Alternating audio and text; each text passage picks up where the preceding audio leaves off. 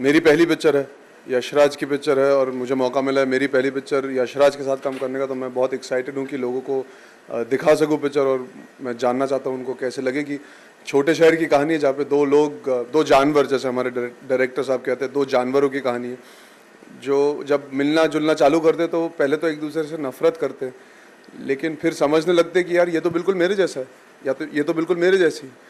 तो उन दोनों किरदारों की कहानी है जो समझ नहीं पाते ये प्यार है, नफरत है, क्या है, and it all unfolds in a small town. तो इशकजादे उसकी कहानी है। मैं परमा का पार्ट निभाता हूँ और ये जोया का। जैसे कि इन्होंने कहा हम बहुत सिमिलर लोग हैं पिक्चर में, ये हमें बाद में रियलाइज होता है। परमा के बारे में अगर पहले तो नहीं, पहले जोया के बारे में चाहिए। जोया एक्चुअली तो बहुत एम्बिशियस है, वो जानती है वो क्या करना चाहती है ज़िंदगी में, लेकिन उसके घर वाले उसे सीरियसली नहीं लेते, पर उससे उसे फ़र्क नहीं पड़ता। वो एक्चुअली दिमाग में वो एक लड़के से भी ज़्यादा ऊपर है, उसके दिमाग में उसे बिल्कुल फ़र्क नहीं लगता लड़का और लड़की, वो खुद एक लड़का है। हाँ। और गुस्सा हमेशा नाक के इधर रहता है, कभी भी गुस्सा हो जाता है, किसी चीज़ से डर नहीं लगता। तो और परमा भी कुछ उस तरह है, लेकिन परमा का किरदार थोड़ा और अतरंगी है कि वो गुस्से में भी हंस देता है, जब खुश भी होता तब भी हंस देता है, जब नींद आती है तब भी खुश हो जाता है। पागल है, बिल्कुल थोड़ा सा पागल है। उसे किसी से फर्क नहीं पड़ता, वो कभी कुछ सोचता नहीं है, आगे की नहीं सोचता, पीछे की नहीं सोचता, जो उसके मन में आता है वो कर देता है, और उसे सही गलत का अंदाज़ा नहीं होता, बिकॉज उसे उसके लिए कुछ मायने नहीं रखता सही गलत।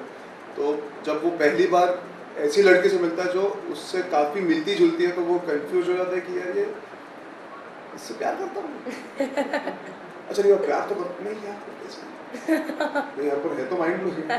तो कहानी वहाँ से शुरू होती है दोनों लोगों की, जब आई थिंक रियलाइजेशन सेट इन होती है कि कुछ तो बात है दोनों के बीच। तो मैं बहुत लकी हूँ, बहुत लकी हूँ कि जो मेरा ड्रीम था, मैं और जो मुझे सबसे ज़्यादा पसंद था, सिनेमा, जो मेरा पैशन था, अब मेरा प्रोफेशन बनने जा रहा था। आई थिंक मेरे लिए संघर्ष हो था कि मेरा ख़ानदान जो ऑलरेडी इतने सालों से इतना अच्छा काम करते आ रहा है, तो I have to keep that respect alive और उसको आगे भी ले जा रहा है और उनको और प्राउड फील कराना है। तो मेरी शुरुआत हुई थी डायरेक्टर बनने से, मैं चाहता था कि डायरेक्टर बनूँ।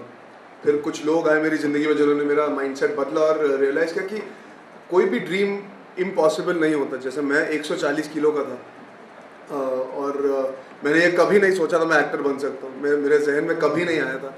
सलमान खान से मेरी मुलाकात हुई जिन्होंने ये रियलाइज़ कराया कि अगर तुम कोशिश करोगे तो सफलता ज़रूर पाओगे। तो एक चीज़ होती है ड्रीम होना, कहीं मेरे लिए तो ड्रीम था भी नहीं, अब ये ड्रीम रियलाइज़ हुआ है उनकी वजह से। पहले मेरे पास डायरेक्टर बनने का ड्रीम था, इंडस्ट्री में कुछ करने का ड्रीम था। उन्होंने मुझे वो एक चीज़ दिखाई और मेरे अंदर जो हौसला अफजाई, because he showed that confidence in me, तो मुझे कॉन्फिडेंस मिला कुछ करने का। तो वो ड्रीम की रियलाइजेशन बहुत लेट हुई मेरे लाइफ में कि मैं एक्टर बनना चाहता हूँ, लेकिन उन्होंने साथ नहीं छोड़ा मेरा।